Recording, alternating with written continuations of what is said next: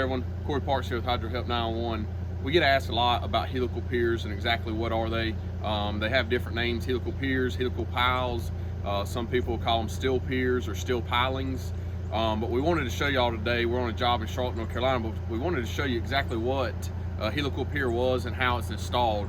If you look over here in the hole, you'll see this is what we call a lead section. It's the first section that goes in the ground. It's got a plate on the very bottom that's shaped kind of in a spiral. It's what we call a helix. And then we have a 7-foot tall rod.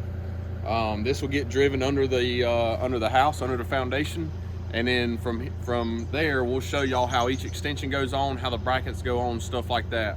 Our piers are galvanized, so they come with a 75-year warranty. They're not gonna rust or rot or anything like that. All right, so here's the second step. We got our first section in, our lead section, which is what I just previously showed you with the helix on the bottom, the spiral piece of flat plate.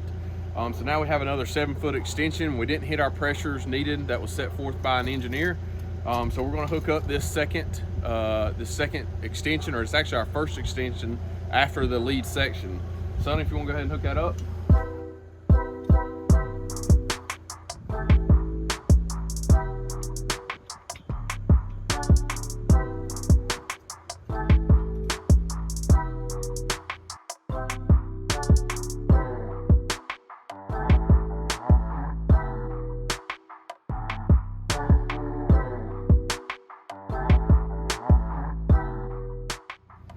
All right, so here's the final process of driving helical piers. So we showed y'all putting our first section, called our lead section in, and then we 4 or 5 extensions each on these. I can't remember the exact depth, but roughly these piers went down to about 35 to 40 feet until they hit load-bearing soil, enough pressure, enough capacity to support this house.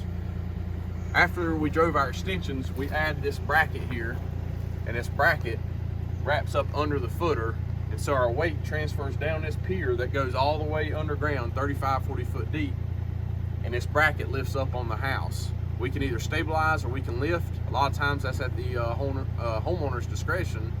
This particular instance, they just wanted to stabilize since they just remodeled the house. They didn't want to crack any other sheetrock or anything like that. So we just put a little bit of pressure on these just to stabilize. This house is not, the front of this house is not going to go anywhere else.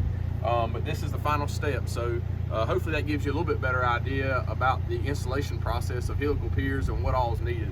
If you have any questions, reach out to us, 704-813-9554. Be sure to look us up on Facebook, and don't forget to hit the subscribe button on our YouTube channel. Y'all have a good day.